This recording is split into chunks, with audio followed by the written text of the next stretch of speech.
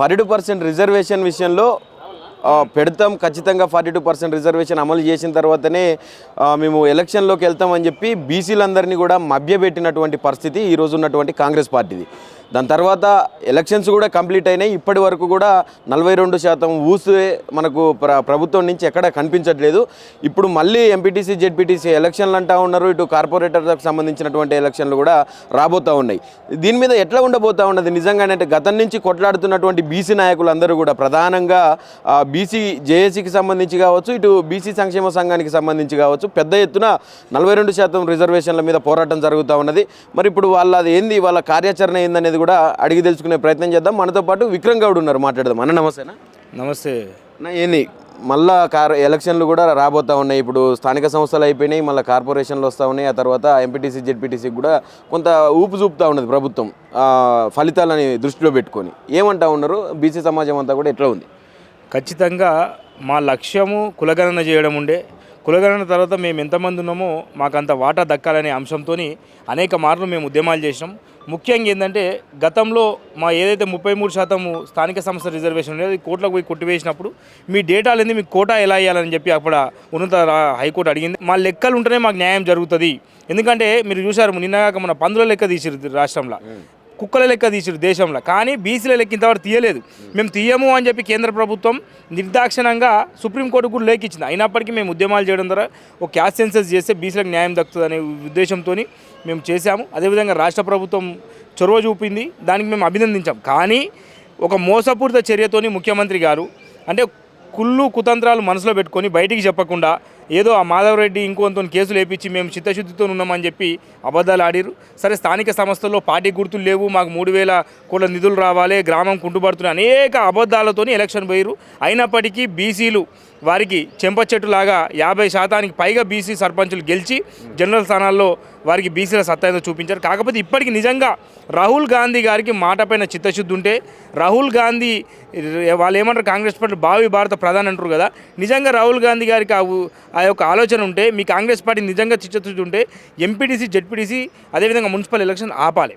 ఎందుకంటే మీరు పార్టీ పరంగా 42% కాదు, మీరు పార్టీ పరంగా 60% 70% ముఖ్యం కాదు. నువ్వు ఓడిచ్చే భిక్ష మాకు బీసీలకు వద్దు, మాకు రాజ్యాంగ పరంగా మాకు రావాల్సిన వాటా మాకు కావాలి. కాబట్టి 42% ఏ విధంగా ఇస్తారో ఇప్పుడు ఎక్కడ గ్రామాలు కుంటుపడాయి, ఎక్కడ నీకు కేంద్ర ప్రభుత్వం యొక్క నిధులు అయిపోవు, ఎక్కడ కూడా ఎవరు ఇబ్బంది పెడతలేరు. జెడ్పీటీసీ ఎంపీటీసీ లేకపోతే గ్రామాలలో ఏమి ఇబ్బంది కాదు, ఈ ఆకాశం ఏం కూలిపోదు. కాబట్టి రాష్ట్ర ప్రభుత్వానికి చిత్తశుద్ధి ఉంటే ఎంబడే ఇవి ఆపాలే. అదేవిధంగా బీసీలకు 42% రిజర్వేషన్లు. ఇప్పుడు ఎడ్యుకేషన్ ఎట్లు ఇస్తారు వీళ్ళు, రేపు ఎంసెట్ వస్తుంది, నీట్ వస్తుంది, ఇంజనీరింగ్ సీట్లు 42% ఎట్లు ఇస్తారు, మాకు మెడికల్ సీట్లలో 42% ఎట్లు ఇస్తారు, వివిధ అడ్మిషన్లు ఎట్లు ఇస్తారు, ఉద్యోగ నోటిఫికేషన్లో బీసీలకు 42% ఎట్లు ఇస్తారు. దొంగచాటునుగా 103వ సవరణ తీసుకొచ్చి రాత్రి ఈడబ్ల్యూఎస్ రిజర్వేషన్ తీసుకొస్తే ఎస్టీల కన్నా 14 మార్కులు తక్కువ ఉన్న ఆధిపత్య కులాల పిల్లలకేమో జాబులు వస్తున్నాయి. ఇక్కడనేమో ఎస్సీ ఎస్టీ బీసీ పిల్లలకేమో అన్ని మెరిట్ ఉన్నా మాకు ఉద్యోగాలు వస్తారు. మేము ఏమంటున్నాం, ఈడబ్ల్యూఎస్ రిజర్వేషన్ కూడా సవరించాల్సిన అవసరం ఉన్నది. రాష్ట్ర ప్రభుత్వం గత ప్రభుత్వం 10% పెట్టిపోయి ఈరోజు పిల్లల పొట్టల మీద కొట్టే పరిస్థితి వచ్చింది. ఎందుకంటే గ్రామాలలో తెలియదు, మా ఓడి పోయి హైదరాబాద్లో కోచింగ్ తీసుకు ఉద్యోగం ఎందుకు వస్తలేదురా అంటే ఈ మెలిక 26% అత్యవసర రిజర్వేషన్లు బీసీలకు తప్ప ఎక్కడ కూడా రిజర్వేషన్ లేవు. మన కానిస్టేబుల్ కానీ అదేవిధంగా టీచరు నియామకాలు కానీ పూర్తి స్థాయిలో బీసీలు తగ్గిపోయారు. కాబట్టి రాష్ట్ర ప్రభుత్వానికి చిత్తశుద్ధి ఉంటే, ఎందుకంటే బీసీల భిక్షతోని బీసీల ఓట్లతోని ఈరోజు రేవంత్ రెడ్డి అనేట ఆయన ఓ ముఖ్యమంత్రి అయ్యిండు. మీరు ఎంబడే 42%తో ఏ విధంగా సాధ్యమైతే ఆ విధంగా ముందుకు తీసుకుపోవాలి, ఆ విధంగా దిశగా పోరాటం చేయాలి. అదేవిధంగా మీ చేతులు ఉన్నాయి, ఇప్పుడు మంత్రి పదవులలో 42% మీ చేతులు ఉన్నాయి. అదేవిధంగా కార్పొరేషన్ చైర్మన్ల పదవుల్లో 42% మీ చేతిలో ఉన్నాయి. అదేవిధంగా మున్సిపల్లో 41% ఇప్పుడు అవకాశం ఉన్నది. ఎందుకంటే రాష్ట్రాన్ని యూనిట్గా తీసుకోవద్దు. ఇప్పుడు గ్రేటర్ హైదరాబాద్ ఉన్నది, ఇక్కడ ఎస్సీలు 8%, ఎస్టీలు 1%, అంటే 9% పోతే 41% బీసీలకు ఉంది. కాబట్టి ఏ మున్సిపల్ గ్రేటర్ కానీ వరంగల్ కానీ అదేవిధంగా ఖమ్మం కానీ నిజాం ఇట్లా మున్సిపల్ యూనిట్గా తీసుకుంటే బీసీలకు దాదాపు 41% వస్తుంది. మీ చిత్తశుద్ధి ఏముందో అట్లా యూనిట్గా తీసుకోవాల్సిన అవసరం ఉన్నది. కాకపోతే ఎంపీటీసీ జెడ్పీటీసీ ఎలక్షన్స్ ఆపాలి. అదేవిధంగా విద్యా ఉద్యోగాల్లో బీసీలకు న్యాయం చేయాలి. లేని పక్షంలో ఖచ్చితంగా మీ పదవులు మీ పార్టీ ఇదే చివరి ఎలక్షన్, ఇదే చివరి ముఖ్యమంత్రిగా రేవంత్ రెడ్డి గారు నిలిచిపోతారు. చరిత్రలో బీసీలకు మోసం చేసిందనే విధంగా, ఎందుకంటే మన పార్లమెంట్ సమావేశాలు చూసాం, పెద్ద ఎత్తున ఢిల్లీకి పోయాం, అక్కడ ఎక్కడ కూడా బీసీల ఊసు లేదు. వాళ్ళు పార్లమెంట్లో ప్రధాన ప్రతిపక్ష నేత ప్రైవేట్ బిల్లు పెట్టకుండా ఎక్కడో విదేశాల్లో టూరుకు పోయిండు. అది చేయాల్సిన ప్రధానమంత్రి గారు 6 విదేశాలనే ఉంటారు. మరి ఎవరి కోసం అండి? గతంలో ప్రైవేట్ బిల్లు పెట్టలే, మొన్న బిల్లు పెట్టలే, మొన్న బీఆర్ఎస్ లేదో ప్రైవేట్ బిల్లు పెట్టిరు, దానికి ఎవరు మద్దతు లేదు, దాన్ని ఊసేలేదు.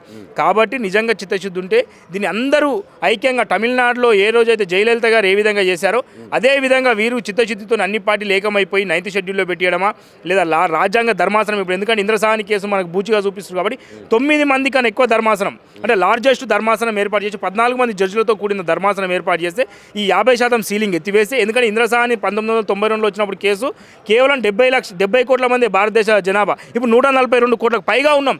అప్పుడు బీసీలు కేవలం 40 కోట్లే, ఇప్పుడు దాదాపు 80 కోట్లకు పైచులకు ఉన్నాం. కాబట్టి అప్పటి పరిస్థితులు ఇప్పటి పరిస్థితులు వేరు. కాబట్టి ట్రిబుల్ టెస్ట్ ద్వారా, క్యాస్ట్ సెన్సస్ ద్వారా మాకు రావాల్సిన న్యాయమైన వాటా మాకు ఇవ్వాలి. అదేవిధంగా మహిళా బిల్లో కూడా బీసీ మహిళలకు చోటు దక్కాలి. అన్ని విధాలుగా బీసీలకు చేయాల్సిన బాధ్యత రాష్ట్ర ప్రభుత్వం అడగాల్సింది, చేయాల్సిన కేంద్ర ప్రభుత్వం ఉంది. కాబట్టి చిత్తశుద్ధితోని రేవంత్ రెడ్డి సర్కారు చేయకపోతే మాత్రం బీసీలు గుణపాఠం చెప్తారు, ఎక్కడికక్కడ అడ్డుకుంటాం. పూర్తి స్థాయిలో ఇప్పుడు షెడ్యూల్ విడుదల చేస్తాం. ఖచ్చితంగా కాంగ్రెస్ ప్రభుత్వానికి చిత్తశుద్ధి ఉంది. 42% ఏ విధంగా చేస్తారో చెప్పాలి. పార్టీ పరంగా ఏ విధంగానే, పార్టీ పరంగా మాకొద్దు, రాజ్యాంగ పరంగానే మాకు కావాలని చెప్పి మేము తెలియజేస్తున్నాం. అయితే ఇచ్చినటువంటి స్థానిక సంస్థల్లో, మొన్న జరిగినటువంటి స్థానిక సంస్థల్లో జనరల్ కోటాలో అధికంగా బీసీలు పాల్గొని కైవసం చేసుకున్నారు అన్ని స్థానాలని కూడా. అవన్నీ కూడా మావే అని చెప్పి ఈరోజు సన్మానాలు జరుగుతున్నాయి. అదే గెలిచినటువంటి సర్పంచులకు కూడా ముఖ్యమంత్రి చేతుల మీదుగా. ఎట్లా చూడొచ్చు అన్న ఇదంతా? అంటే ఇది ఒకవైపు ఏంటంటే, ఒకవైపు వీళ్ళు ఎంతసేపు పార్టీ ప్రశ్నించలకు పోయి వారు పరువు పోతుందని చెప్పి లోపల ఇన్నర్ ఫీలింగ్ ఉంది, అమ్మ బీసీలకు ఇంతమంది ఎట్లా వచ్చిర్రా నాయన. ఎందుకంటే ఇప్పుడు ఎస్సీ ఎస్టీ స్థానాల్లో ఉప సర్పంచులు అంతా బీసీలు 80%. అందుకే ఏం చేసిన ప్రభుత్వం, మేము చెక్ పవర్ రద్దు చేస్తాం, మేము డ్రాఫ్టింగ్ పవర్ రద్దు చేస్తాం అని ఏదో ఒక మెలిక పెట్టాలనుకుంటే సమాజం అంతా దాన్ని తిరస్కరించారు, తిరగబడ్డారు. జనరల్ స్థానాలలో కూడా బీసీలు స్వచ్ఛందంగా బీసీలు గెలిచారు. ఎస్సీ ఎస్టీలు బీసీలు ఒకటయ్యారు. ఎక్కడ చూసినా బహుజనవాదులు ఒకటై సర్పంచులు గెలిచారు. కాబట్టి వాళ్ళు ఏదో డైలమాలు ఉండి ఓడేమో 40%, ఓడేమో 50% అంటుండే తప్ప, ఇప్పుడు జూబ్లీహిల్స్ ఎలక్షన్లో కూడా కేవలం బీసీ అభ్యర్థి కాబట్టే గెలిచిండు. నవీన్ యాదవ్ గారిని పార్టీ చూడలే, బీసీగా చూశారు. రాబోయే ఎలక్షన్లో కూడా ఎక్కడ బీసీలకు సీట్లు ఇస్తే అక్కడనే గెలుస్తారు, బీసీలు మాత్రమే గెలుస్తారు.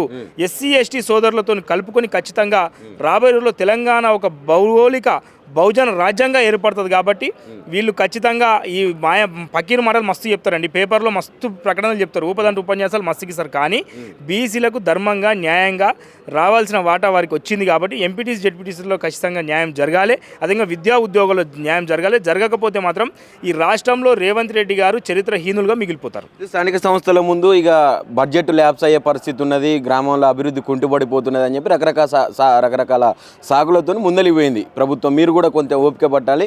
అయిపోయిన వెంటనే ఖచ్చితంగా ఎంపీటీసీ జెడ్పీటీసీ వరకు అమలు చేసినాకనే ఎలక్షన్లకు పోతామని చెప్తా ఉన్నారు. మరి ఇప్పుడు ఎట్లా ఉంది అసలు ప్రభుత్వం ఊపు ఎట్లా కనిపిస్తూ ఉన్నది? నిజంగా చేసే అవకాశం ఉన్నదా? ఇప్పుడు బడ్జెట్ అనేది కూడా ఒక బూటకం మాటనే. ఎందుకంటే రాష్ట్ర బడ్జెట్ 2,83,000 కోట్లు ఉన్నది. కేవలం 3,000 కోట్ల కంటే సరే పోనీ గ్రామాలు కుంటుపడుతున్నాయి. ఇప్పుడు గ్రామాలు అయితే మంచిగా అయినాయి కదా, ఇప్పుడు ఎలక్షన్స్తో పెద్ద ఒరిగేది ఏం లేదుగా. నువ్వు ఎందుకు యుద్ధం చేస్తలేవు? కేంద్ర ప్రభుత్వం పైన యుద్ధం ప్రకటించు. రాహుల్ గాంధీ గారిని తీసుకొచ్చి పెద్ద పెద్ద సభలు పెట్టు, ఎక్కడికక్కడ స్తంభింపజేయి. గవర్నర్ గారు వస్తే రిసీవ్ చేసుకుంటువి, రాష్ట్రపతి గారు వస్తే రిసీవ్ చేసుకుంటువి, ప్రధానమంత్రి గారితో పోయి 45 నిమిషాలు మాట్లాడుతుంది. 45 నిమిషాలలో 4 సెకండ్లు టైం లేదా బీసీల గురించి మాట్లాడేది? నీకు 4 సెకండ్లు చెప్పనీకి టైం లేదని గతంలో అపాయింట్మెంట్ ఇవ్వలేదంటారుగా. మొన్న గ్లోబల్ సమ్మిట్ అని చెప్పి దానికి ఉపయోగం లేని సమ్మిట్కి టైం ఇచ్చారు. 45 నిమిషాలలో 4 నిమిషాలు ప్రధానమంత్రి గారితో బీసీల సమస్య ఎందుకు చెప్పలేదు? దానికి ముఖ్యమంత్రి గారు సమాధానం చెప్పాలి. అదేవిధంగా ఇప్పుడు కోర్టు తీర్పులు కూడా రాకముందే ఇప్పుడు నిజంగా సర్పంచ్ ఎలక్షన్స్ కూడా అసలు అయిపోయిన దాని గురించి చర్చ అవసరం లేకున్నా, ఎందుకంటే కోర్టు తీర్పు పెండింగ్లో ఉండగానే ఇప్పుడు జనవరి ఫిబ్రవరి నుంచి 3 నెలలు ఉంది. అంత మీకు తొందర ఎందుకు వచ్చింది? అంత తొందరగా పోయి నువ్వు ఎలక్షన్స్ పెట్టాల్సిన అవసరం ఏంది? ఇది 3,000 కోట్లు అనేది ఒక బూటకం ముచ్చట, 3,000 కోట్లు అనేది అబద్ధపు ముచ్చట. 3,000 కోట్లు సరే నిజంగా నీకు నిధులు అవసరం. ఇప్పుడు ఎంపీటీ జెడ్పీటీస్కి ఏం నిధులు వచ్చేట్లేవుగా, మున్సిపల్కి ఏం వచ్చేలేవుగా. ఖచ్చితంగా బీసీలకు 42% రిజర్వేషన్లు ఇవ్వాల్సిందే, నీ పోరాటం చేయాల్సిందే. లేకపోతే మాత్రం రేవంత్ రెడ్డి కాంగ్రెస్ పార్టీ ప్రభుత్వం ఇది చివరి ప్రభుత్వం, చివరి ముఖ్యమంత్రి మిగిలిపోతాడు. ఫైనల్గా ఎట్లా ఉండబోతా ఉన్నది ముందస్తు కార్యాచరణ బీసీ సంక్షేమ సంఘం నుంచి? ఖచ్చితంగా విజయం సాధిస్తాం. ఎందుకంటే ఈరోజు అనేక సందర్భాల్లో మేము విజయం సాధించి ముందుకు వచ్చాం. కాబట్టి రాబోయే రోజుల్లో కూడా ఈ 42% కాదు, మాకు 50% దక్కాలి. రాజ్యాంగబద్ధంగానే 104వ సవరణ చేస్తారా లేదా పార్లమెంటు ఖచ్చితంగా సవరణ చేసి పార్లమెంట్లోనే మాకు రాజ్యాంగబద్ధంగానే మా హక్కులు సాధించుకుంటాం. ఇప్పుడు దేశం మొత్తంలో బీసీ ఉద్యమం తప్ప ఏ ఉద్యమం లేదు. ఎందుకంటే అత్యధిక జనాభా ఉండి అణచివేయబడ్డ వాళ్ళు బీసీలే కాబట్టి ఖచ్చితంగా రాబోయే రోజుల్లో బీసీలకు న్యాయం జరిగే వరకు మేము పోరాడుతూనే ఉంటాం. థ్యాంక్ యూ అన్న, థ్యాంక్ యూ.